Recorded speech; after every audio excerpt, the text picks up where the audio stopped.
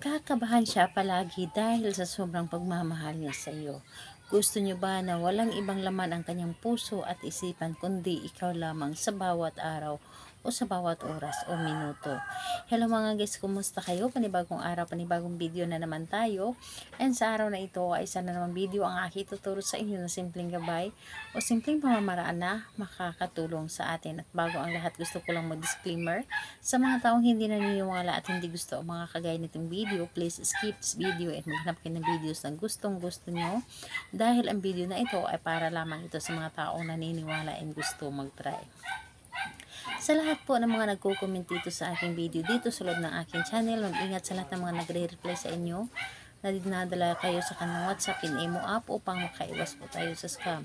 And ayun po, ituturo ko sa inyo paano siya laging kakabahan, lalo na kapag ikaw ay hindi niya makita o hindi kanya makakasama. Kakabahan siya palagi dahil gusto kanya na lagi kanya makakasama o makita. Ito ay pwedeng gawin sa parehasang kasarian, babae ito babae, and lalaki ito lalaki. And syempre naman sa ating babae at lalaki na mag-partner. And pwede mo rin itong gawin kahit na kayo ay magkalapit at magkalayo sa isa't isa. Dito po ang kailangan nating ihanda is kailangan lamang dito maghanda ng isang kandila. So, pwedeng puti na kandila, pwedeng gamit na, pwedeng bago, basta ito ay kandila. And ayun po, kailangan din natin dito ng panindi. So, yun lamang ang ating dapat na ihanda.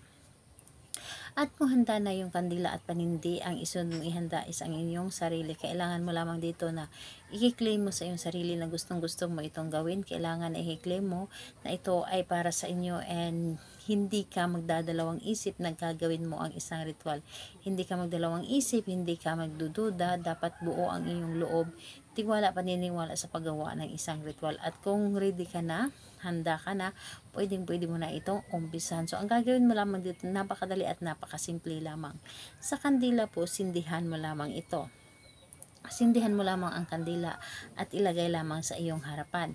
So, pagkalagay mo sa iyong harapan, iyo lamang itong titigan ang kandila. Titigan mo lamang ito ang kandila at ng mga ilang segundo. And ayun po, ibulong mo lamang dito ng paulit-ulit ang kanyang pangalan ng 11 times. So, pangalan niya, apelyido, kakabahan ka palagi dahil sa sobrang pagmamahal sa akin.